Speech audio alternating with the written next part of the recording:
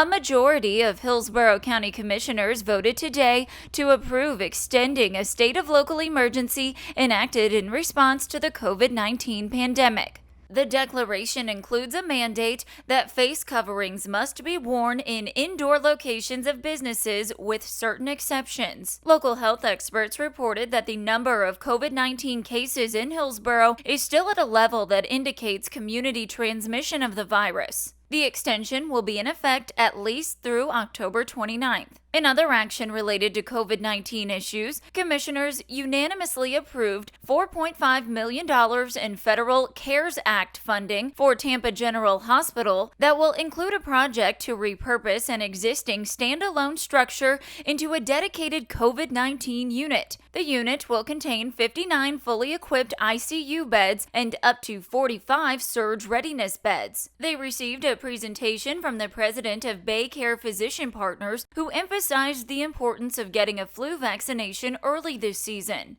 He cautioned that a potential combination of a COVID-19 second wave, flu, and other hospitalizations could stress the healthcare system. Also during today's meeting, commissioners heard a report from county staff about the Rapid Response Recovery Assistance programs. Over the past 4 months, Hillsborough County has worked to help minimize the pandemic's financial impacts on the economy. Through the R3 Small Business and Individual Assistance Programs, the county has allocated more than $127 million in financial assistance, reaching its total funding limit for the two popular programs, and is closing the application portal. Hillsborough's R3 Economic Recovery Financial Assistance for Businesses program was created to help support local businesses and, once closed out, will have assisted more than 5,900 businesses. The county's R3 Utility and Housing Financial Assistance program, which was set up to help residents pay rent, mortgages, and past due utility bills, will assist about 6,500 Hillsborough households. The BOCC funded the R3 programs through the CARES Act. Several other R3 programs are still assisting local nonprofits, helping cultural and community venues, and working with community partners to provide food relief services to residents. The next BOCC meeting will be on Thursday, November 12th at 9 a.m. You can watch that meeting live on YouTube.